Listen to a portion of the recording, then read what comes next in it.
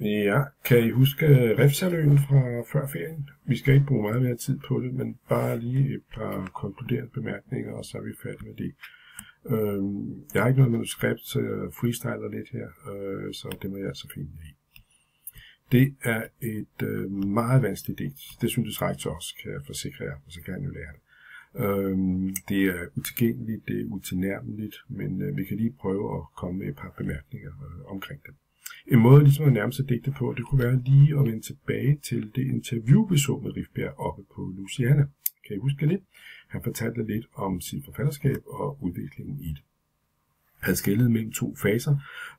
En, hvor han skrev sig en meget avanceret form for lyrik, og en, hvor han skrev en mere enkel og ligetil form for poesi.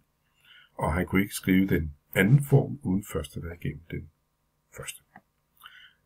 Den første form, konfrontationsdigtningen, den kaldte han også for aristokratisk modernisme, som vi kan se her i underteksten, og metaforsalat. Og det krævede en forandring, kan jeg også se af underteksten der. Han var ligesom kørt sur i den måde at skrive poesi på, og der var brug for en anden måde at gøre tingene på. Men det var altså hans udgangspunkt, en aristokratisk modernisme, som nogen kaldte det, metaforsalat. Og aristokratisk, hvad kan det associere? Ja, det er jo noget med det er ophøjet, det er fornemt, det er elitært, kun for de få, det er avanceret.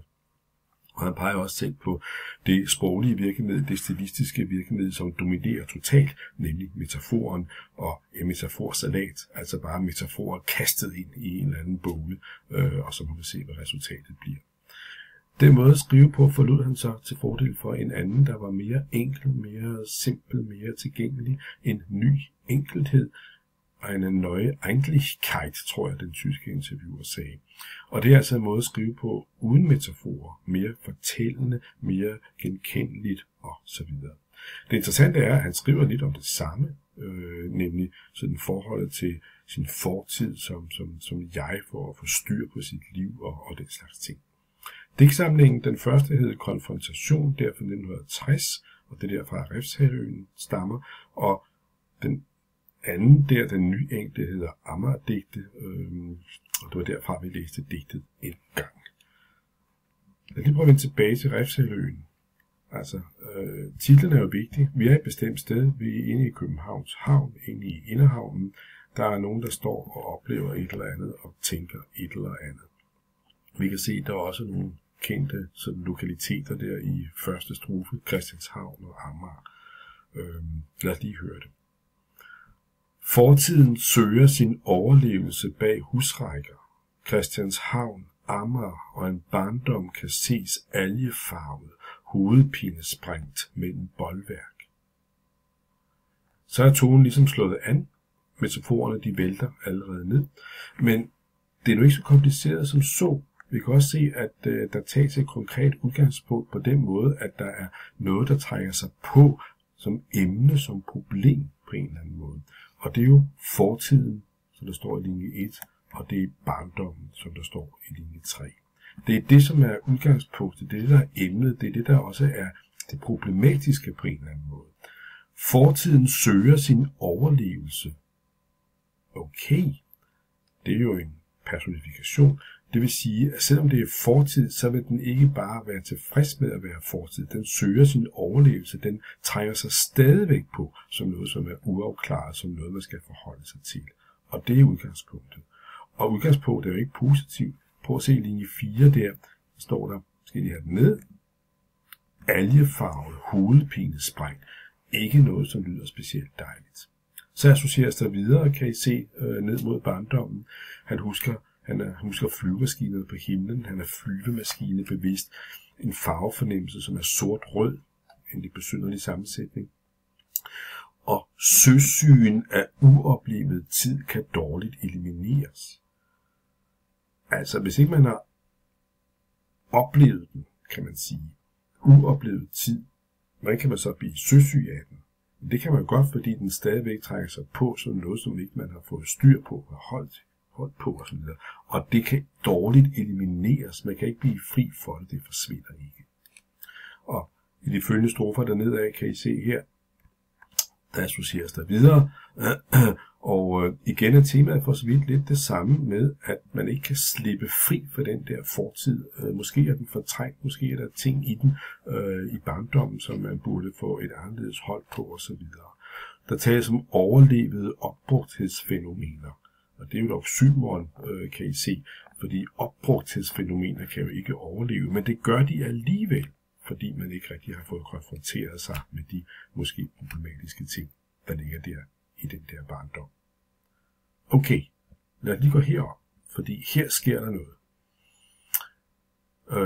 På Refshaleøen lå der jo et kæmpe skibsværft, der hed B&V, Burmester og Wayne. Det var et sted, hvor 5-10.000 mennesker havde deres arbejde.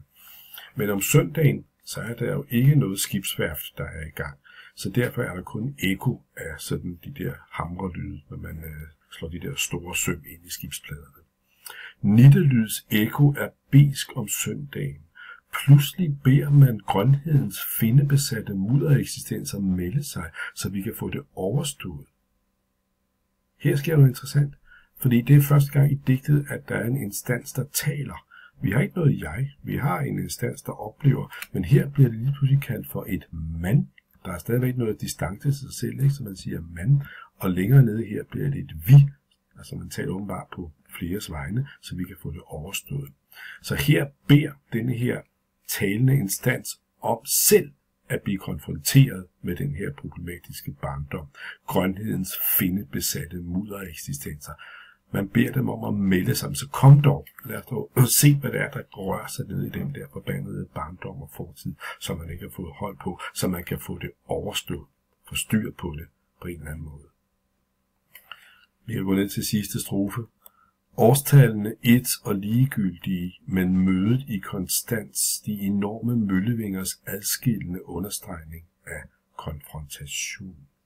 Det er jo kerneordet, at man er nødt til at konfrontere sig med sin omverden, med sin fortid, hvis man skal sådan forholde sig til den på den rigtige måde, få lidt styr på den.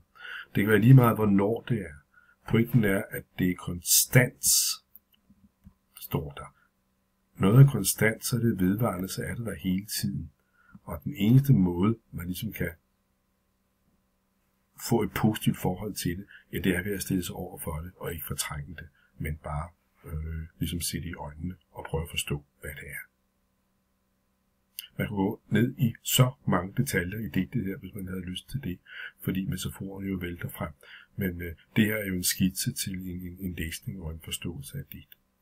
Det sjove er lidt også, at de her to tendenser i Rifbjergs lyrik, den meget avancerede, eksperimenterende, metaforborgende måde at skrive på, overfor en mere sådan enkel, genkendelig, realistisk måde at skrive på, er to tendenser, som vi møder i hele 20. århundredes litteratur, og det vender vi tilbage til lidt senere.